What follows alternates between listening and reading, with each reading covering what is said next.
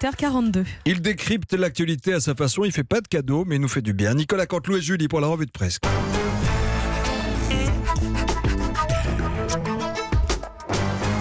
C'est presque de l'info, c'est la revue de presse de Nicolas Canteloup. Et on va revenir sur le principal titre de l'actualité avec vous, Nikos. Et oui, ma chère Julie, ce matin, Europe 1 va plus loin. Vous nous interpellez, vous êtes nombreux, sur Twitter, sur Facebook, sur 3615 Europe 1. Vous nous interpellez car on a pu voir il y a quelques instants dans la matinale, en vidéo, Vincent Hervouet. La question que vous posez, pourquoi Vincent Hervouet garde-t-il sa parka pendant sa chronique? Il y avait le taxi qui était en bas. Y a-t-il, voilà, les questions se posent.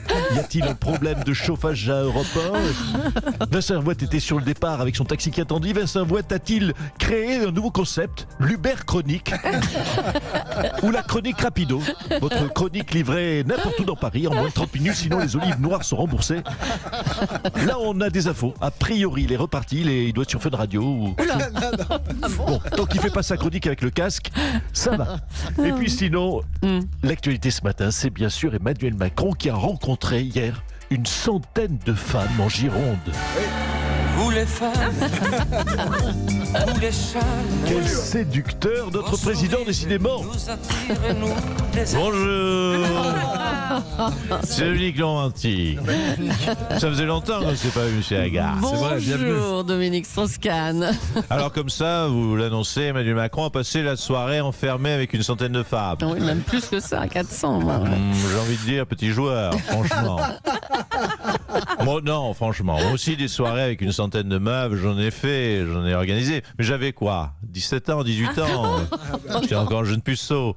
Je découvrais la vie. J'étais occupé mes samedis soirs, mais après, je suis passé très franchement aux choses sérieuses. Ah, bah écoutez, on veut pas savoir, hein. On va arrêter là. Et dire que ça lui vaut de faire la une des journaux. Mais si c'est ça qui vous intéresse, je peux vous raconter ce que moi, j'ai fait hier soir. Hein? Nous étions 850. Oui, monsieur Agas, oui, Chanissa. Nous avions loué le château de Versailles et mis des masques vénitiens, des plumes d'autruche, des cuissards. Oui, non, écoutez, bon, non, mais merci, monsieur Strauss-Kahn, ça ira, hein, ça ira. Je vous laisse un petit carton d'invitation. Merci beaucoup. Alain Juppé remettra aujourd'hui sa démission. Ça y est, celui qui est encore maire de Bordeaux s'apprête à quitter la ville pour le Conseil constitutionnel. On est en ligne avec le maire de Bordeaux. On va dire donc. Oui, bonjour Madame Julie. Bonjour monsieur Oui, Juppé. excusez-moi, cette ambiance un peu festive, c'est mon pot de départ aujourd'hui. Ça. Daddy cool. Daddy cool. Oui, on a fait une petite fête. Ils sont sympas, ils ont organisé ça pour ma dernière journée de mandat. Oui. Vous savez, il faut savoir tourner la page dans la bonne humeur. Hein. Mais oui, Monsieur Juppé, Oui. permettez-nous Oui. de vous offrir ce petit cadeau Oh. pour que vous démarriez bien au Conseil constitutionnel. Voilà, Ça, c'est trop gentil, écoutez. Un cadeau. Oh non. Vous êtes des cachotiers tous là. Hein. Alors, qu'est-ce que c'est que ça? Il fallait pas, franchement, il fallait pas. Alors, c'est quoi? Pas un petit collier avec un gilet jaune, hein, comme Macron, hein, j'espère. Hein. Attendez. alors c'est quoi? Ah, c'est du bois. C'est Du bois. un bâton. Pourquoi un bâton? Ah oui, c'est une canne. D'accord, très bien, une canne. C'est quoi la suite? Il y a d'autres cadeaux? Un bavoir, des mots croisés, du stéradon? Non, je sais pas. Non, donc effectivement, Christiane, je maintiens, il ne fallait pas. Hein, Eh ben, dis donc, vous avez été gâté, hein, monsieur Juppé. Oui, gâté, oui. Pourquoi pas un cercueil aussi? On m'offre des trucs de grabataire en phase terminale. Oui, vous dites que je suis gâté? Oui, au fond de vous-même, vous pensez que je suis gâteux, c'est ça, oui. Non, ça me fait plaisir, les amis. Merci. Allez, remettez-vous, monsieur Juppé. Du bois. Qu'est-ce que c'est? Un bâton. François Hollande est actuellement en tournée auprès des lycéens pour parler avec eux. On l'a vu à Vierzon, il est allé à Nancy. Il est chez nous ce matin. Bonjour, monsieur Hollande. Oui, bonjour, Madame Julien, monsieur Gas. Bonjour, monsieur monsieur Bicaire, tout la clique. Vous êtes, ce matin, je ne suis pas dans un lycée. Bah non. Mais ça ne va pas m'empêcher de parler aux jeunes, puisque je vais m'adresser à eux depuis votre studio. Je peux? Mais bien sûr, vous êtes là pour ça. Merci. Allez, c'est parti. Qu'est-ce qu'il y a comme musique ce matin? C'est dingue, j'allais dire la même chose. Salut les jeunes. Vous êtes bien sur Radio Hollande, le Toc de Tulle, le Diffoul de Corrèze. Je suis avec Juju Platinium et Versant Herbouette qui doit arriver dans quelques instants avec son casque. Posez vos questions perso, vos questions sexo. On vous attend sur notre antenne. Il y a des t-shirts Parti Socialiste à gagner. Il y a des Bernard Cazeneuve en peluche à gagner, des Stéphane Le Foll gonflables, des Ségolène Royal gonflantes, la totale. Monsieur Hollande, alors. N'hésitez pas les kids, je vous comprends. Si j'avais comme vous les tracas d'adolescence, la peur de l'avenir, qu'est-ce qui me soulagerait? La réponse est évidente, parler à François Hollande. Eh bien, je vous attends. Voilà. Dites-moi, il n'y a pas grand monde qui appelle, hein. Oui, je sais. Mais vous savez, quand je parle de l'harmonisation des politiques fiscales entre États membres dans la perspective d'un Brexit adouci, je vois bien que je ne transmets pas une énorme passion. Non, tout ce qui les intéresse, c'est le pécho en Erasmus. Hein, remarquez ça, je peux leur en parler aussi. Hein, je sais faire aussi. Hein. Tiens. En tout cas, Radio Hollande, c'est pas gagné. Hein. Allez, merci, Monsieur Hollande. J'en prie. Cette semaine, il a fait exceptionnellement beau, ce qui a entraîné aussi le retour de la pollution atmosphérique. C'était à Paris, donc hier à Lyon. On va en parler avec notre médecin. Bonjour Michel Simès. Eh oui. Bonjour. Bonjour Marina, bonjour mon cher Nikos. Et oui, ces derniers jours, vous l'avez vu, pas un nuage sur la France et donc petit bémol, pas une trace d'oxygène non plus dans l'air de nos grandes villes. Alors mon conseil santé lorsque cela se produit, évitez au maximum de respirer. Si vous avez la chance de pratiquer comme sport la plongée bouteille, eh bien n'hésitez pas à vous équiper. Certes, vous aurez l'air d'un con dans le métro, mais au moins, vous resterez vivant. Alors, un exemple de mesure pour lutter contre la pollution. Cette semaine, la mairie de Paris a interdit aux véhicules de 3,5 tonnes de circuler. Voilà, Marina, pas de véhicule de 3,5 tonnes, donc interdiction, vous l'avez compris, formelle pour Gérard Larcher de faire de la trottinette. Je rappelle d'ailleurs que les Jeux Olympiques de 2024 ont lieu à Paris. Du coup, je préviens les athlètes internationaux qu'on a le pire air de la planète avec les Chinois. Donc, amis athlètes à de haut niveau, pendant les JO, évitez au maximum de faire du sport. Quel bon conseil, Michel Simès. À bientôt. Allez, on vous en a déjà parlé sur Europe 1. Roland Garros se modernise, les cours de tennis sont rénovés. Ça va durer 3 mois en tout. Hein. On va voir comment se passent les travaux avec notre ami Lionel Chamoulot. Bonjour Lionel. Oui, bonjour. Bonjour. Bonjour ma chère Julie, mon cher Nikos, bonjour à toute la fine équipe. Ici sur le Châtrier, les travaux sont en cours, on change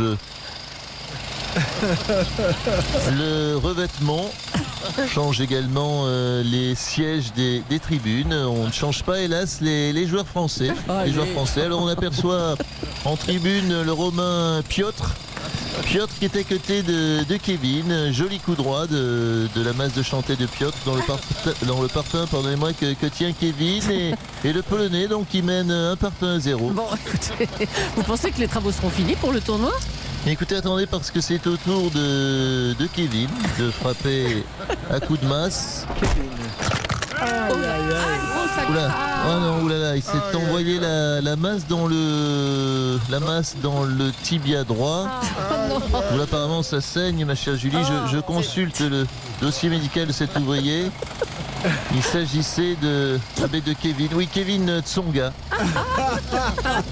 Donc apparemment c'est de famille. Voilà, force est de constater que les ouvriers français ne sont pas au point non plus. On n'arrive pas à faire briller nos compatriotes ici à Roland, décidément.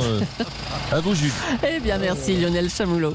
Allez, on va terminer avec un mot d'économie. Le mouvement des Gilets jaunes a sans doute coûté plus cher que prévu à la collectivité. On va en parler avec notre éditorialiste Nicolas Barré.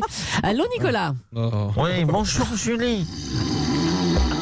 Oh là là, mais qu'est-ce qui ronfle comme ça? Hein?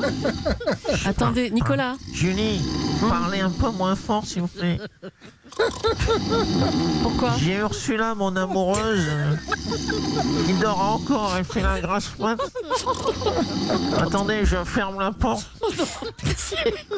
Écoutez, on est désolé de vous déranger pendant vos vacances à la Bourse de Francfort. Ça se passe bien? Vous êtes toujours avec Ursula Merkel apparemment, à la cousine d'Angela. Oui, hier soir, on est allé dîner chez des amis à elle, Oui. chez Hans. Un directeur marketing d'une usine d'agrafeuses à Rostock. Il y avait Carlotta et Gunther qui sont ses cousins. C'est des jumeaux. Oui. C'est fou les jumeaux comme ils se ressemblent. Ah, lui, il avait la même moustache que sa sœur. Attendez, je vérifie si Ursula s'est pas réveillée. J'ouvre la porte 2 secondes. D'accord.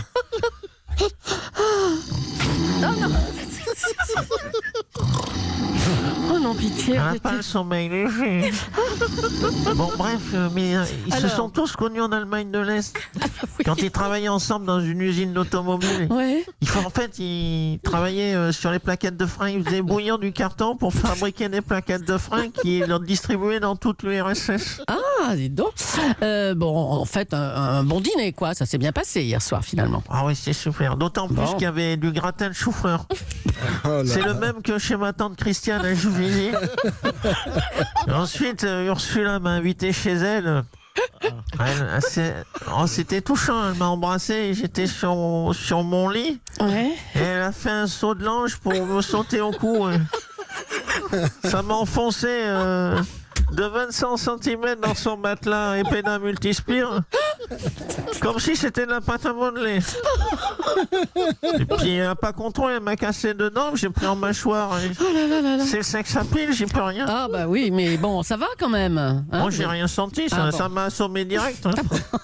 Aujourd'hui, elle est sympa, pour se faire pardonner, elle a senti qu'elle avait un peu fait mal. Elle m'a offert une biographie de Konrad Adenauer préfacée par Jean-Pierre Gaillard. Et aujourd'hui, elle m'a dit, pour tout oublier, elle m'a promis qu'on irait visiter une centrale à charbon.